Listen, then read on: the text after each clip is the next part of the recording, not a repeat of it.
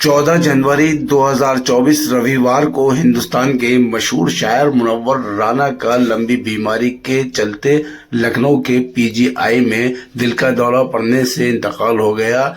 उर्दू शायरी में मुनव्वर राना को कभी फरामोश नहीं किया जाएगा। मुनव्वर राना की शायरी हिंदुस्तान के अलावा दूसरे मुल्कों में भी जानी पहचानी जाती है। इसी क्रम में मुरादाबाद में भी मुनव्वर राना कई दफ़ा तशरीफ लाए।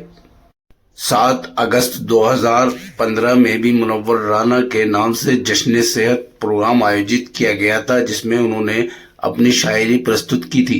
जी हाँ, आप देख सकते हैं धुंधली ये तस्वीरें मुनव्वर राना की उन्हीं की ज़बानी।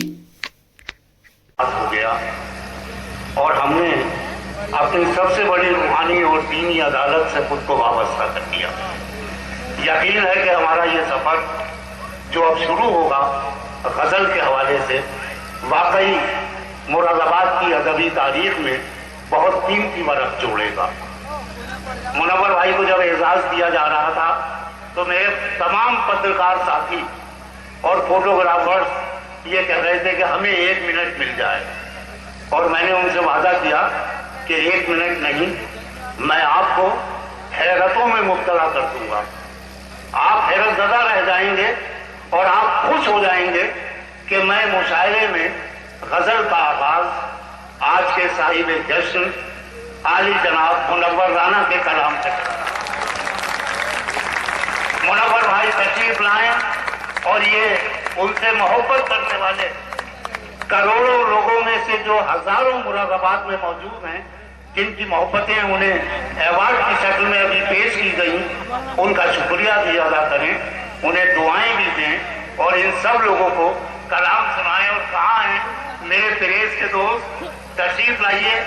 और आप हैं, मुनव्वर राना साहब हैं। एक ऐलान और बेहद थी, मुशायरे का आगाज मुनव्वर राना साहब की गजल से हो रहा है और ये मुशायरा मुकम्मल भी मुनव्वर राना साहब के कलाम पर होगा।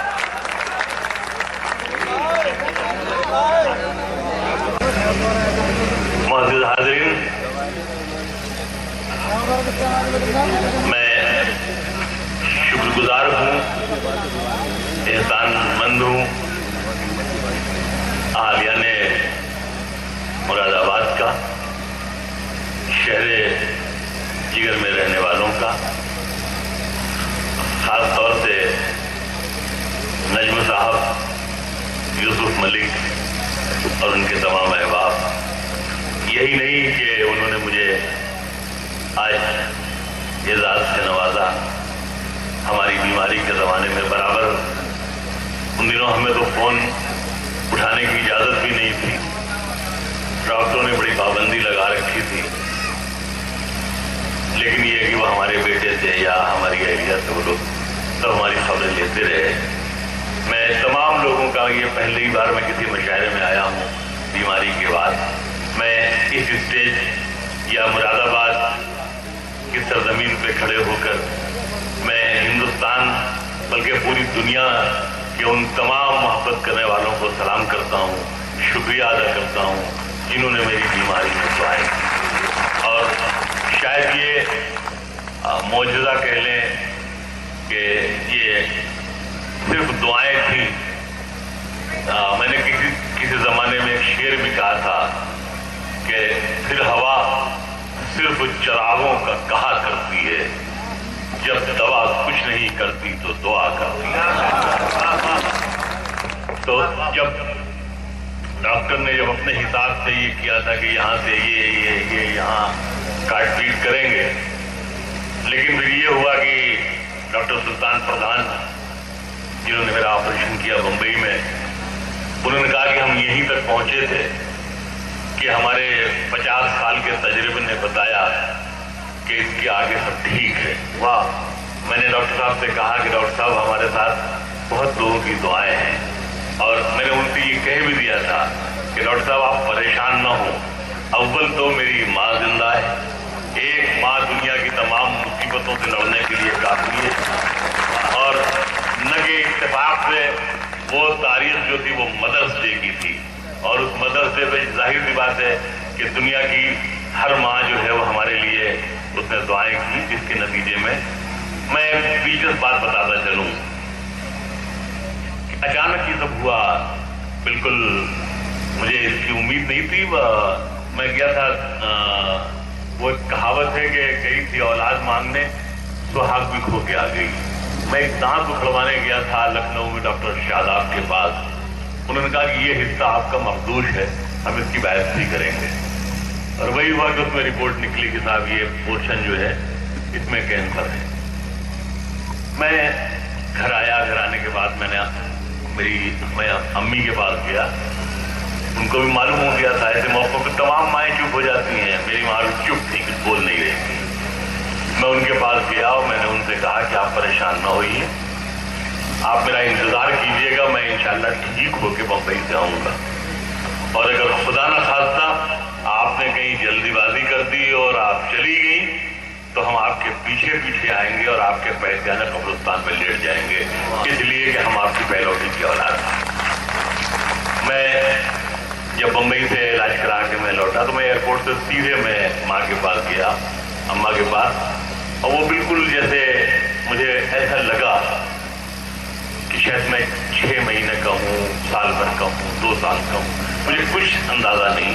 वो मेरे गालों को, बालों को सब नोच रही थी यूं करके और कह रही थी तेरे ये कैसे हो गया, ये कैसे हो गया, ये कैसे हो गया। तो ऐसा लगा कि जैसे ये 63 बरस का बूढ़ा फिर से 3 महीने का हो गया है, जैसे उसकी माँ दुलार कर रही। वाह वाह। मैं इस स्टेज पर ये दुआ करता हूँ कि खुदा हर आदमी को अपनी आफियत में रखे। जिनकी माएँ जिंदा हैं उनकी आप खिदमत कीजिए, उनकी दुआएं और उनका साथ बहुत देर तक रहे। मैं आप तमाम हजरात को मैं कुछ शेर में अर्ज करना चाहता हूँ। एक मतलब ये अर्ज किया है कि अना कहते हैं स्वाभिमान को। दुनिया के मैं ये मतलब करना चाहता हूँ। एक बात ये खास तौर से और भी मैं कहना चाहता हूँ कि ये जो आजकल के जो हमारे मुशायरे हो गए हैं, इनमें एक खराबी हो गई है कि मौत बराबर लगी हुई। और शेर ये है कि मेरी गजल में मेरी मड़क बरकरार है।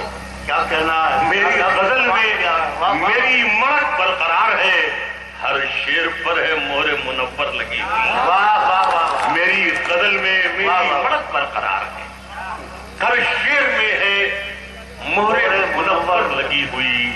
एक मतलब ये है कि आप कहीं मिलते हैं हम ताकि बहारें आ जाएं। क्या कहना है?